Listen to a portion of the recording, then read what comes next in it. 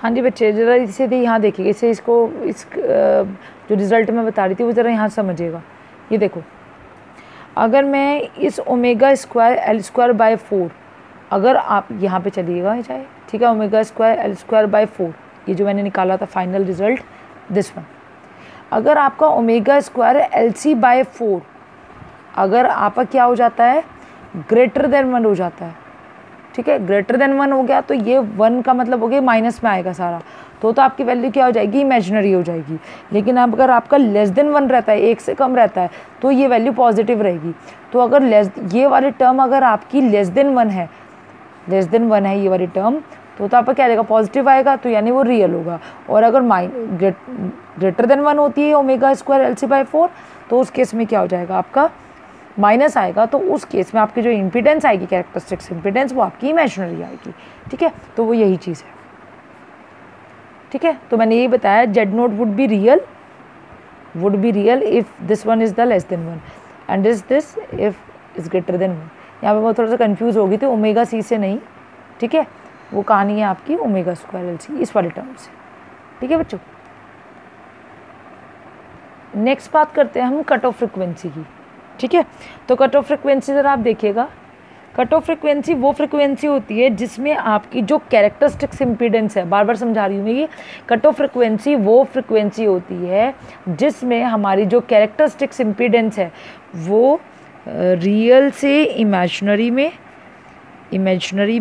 या रियल से इमेजिनरी में या इमेजिनरी से रियल में क्या होती है, चेंज होती है। समझ आई मेरी बात।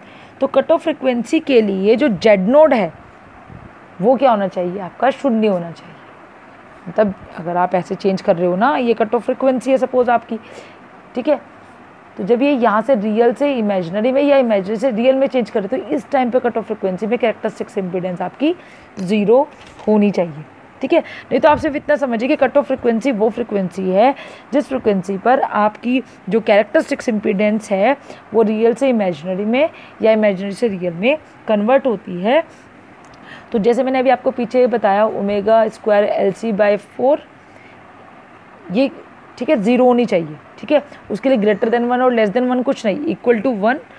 और ये क्या हो जाएगा, ओमेगा की वैल्यू क्या होती है, 2 पाई एफ का square L C by 4 pi square F square L C by 4 is equal to 1। तो यहाँ जो वैल्यू आएगी आपकी that is F C 1 pi under root L C, ठीक है। अब बच्चे जैसे इसके अंदर ना इस वाली इक्वेशन को means F C equal to 1 upon pi under root L C and R naught L upon C को यूज़ करके I want to find out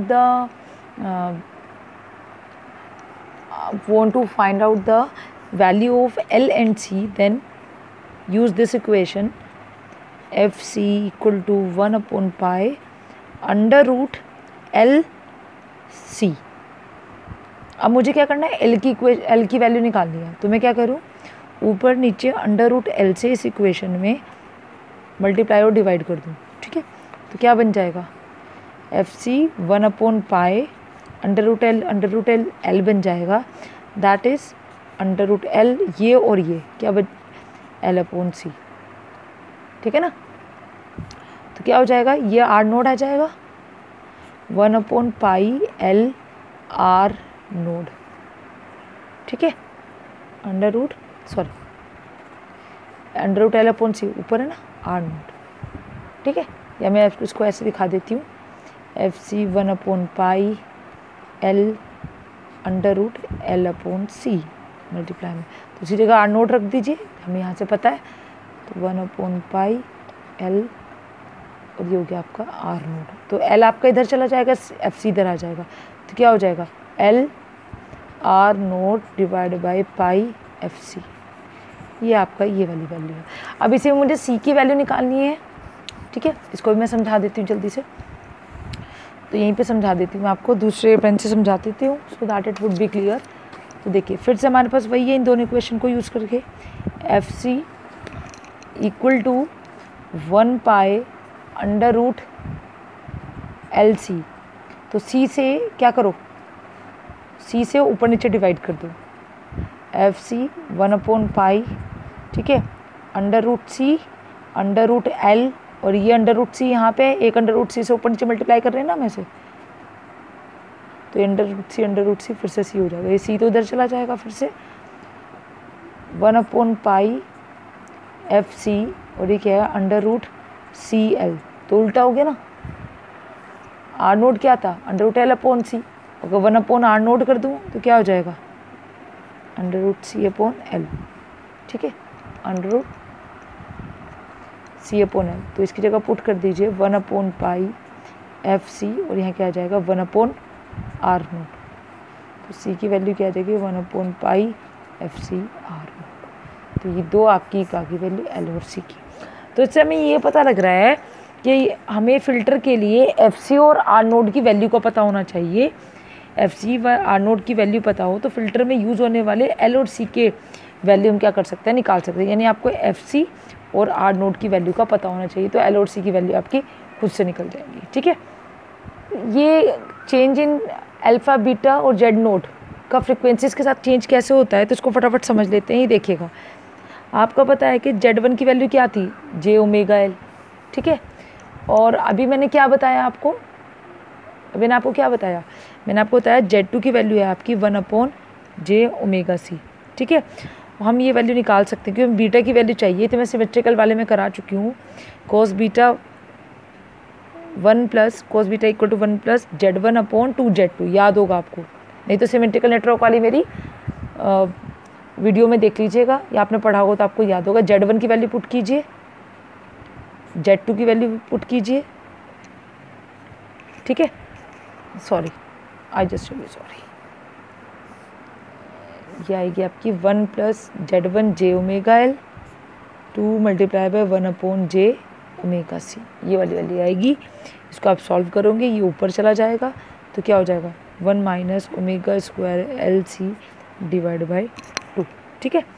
अब इस तरह से ये फिल्टर की क्या है, पास बैंड के कॉरस्पॉन्डिंग है, तो हमें क्या करना है, अटेन्युएशन अल्फ़ा और फेज शिफ्ट के मान निकालने हैं हमें।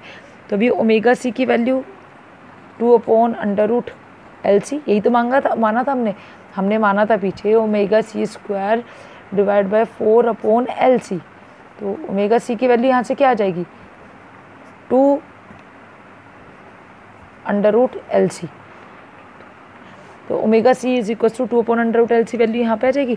तो आप वैल्यू रख दीजिए कॉस बीटा की, ये देखिए cos beta is equal to 1 minus 2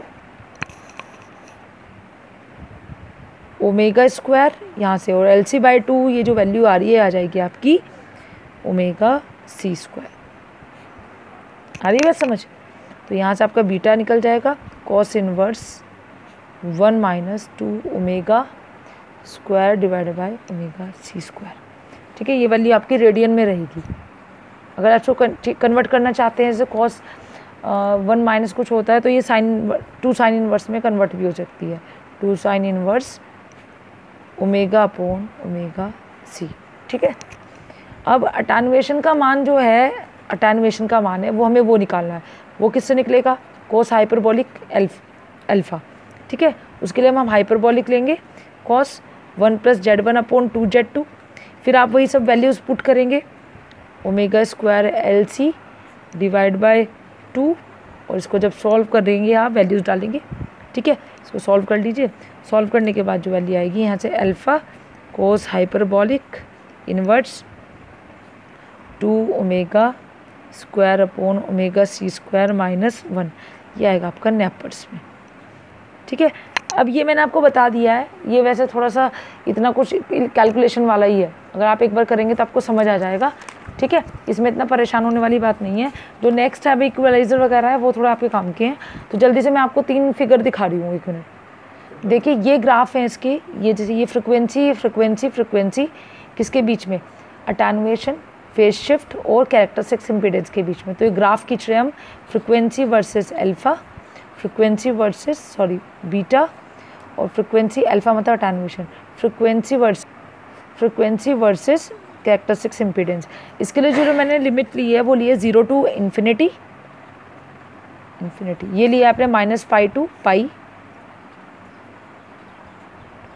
और ये लिया है आपने 0 to अगेन इन्फिनिटी। तो जैसे जैसे आपकी देखिए आपकी फ्रिक्वेंसी बढ़ रही है, आपका अटेन्युएशन भी क्या हो रहा है, आपका बढ़ रहा है। ठीक है, फ्रिक्वेंसी बढ़ने के साथ साथ आपका अटेन्युएशन कुछ लिमिट तक तो क्या है, फ्रिक्वेंसी का कोई फ़र्क नहीं पड़ रहा है। ठीक है, तो ये मान लीजिए कि ये कुछ फ़र्क, ये आपकी कट ऑफ फ्रिक्वेंसी है। ठीक है, ये कट ऑफ फ्रिक्वेंसी है। कट ऑफ फ्रिक्वेंसी क्योंकि लो पास फिल्टर है। ठीक है, लो पास फिल्टर का मतलब है यहाँ पे तो आपका, यहाँ पे तो क्या होगा आपका अटेन्युएशन, ये किस में, लो पास फिल्टर का मतलब इसको क्या करना है, चेंज करना चाहिए, इस पर तो कोई फर्क पड़ेगा नहीं। यानी इस कट ऑफ फ्रिक्वेंसी के बाद में आपका रियल इमेजिनरी में और इमेजिनरी रियल में कैरेक्टरिस्टिक इम्पीडेंस आपकी चेंज होती रहेगी। अब अटेन्युएशन के लिए समझे, अटेन्युएशन में आप क्या कहेंगे कि कट ऑफ फ्रिक्वेंसी के बाद, कट ऑफ फ्रिक्वेंसी से पहले लो पास फिल्टर के लिए, लो पास फिल्टर में कट ऑफ फ्रिक्वेंसी से पहले फ्रिक्वेंसी बढ़ने घटने पर अल्फा पे अटेन्युएशन पे कोई इफेक्ट नहीं पड़ेगा।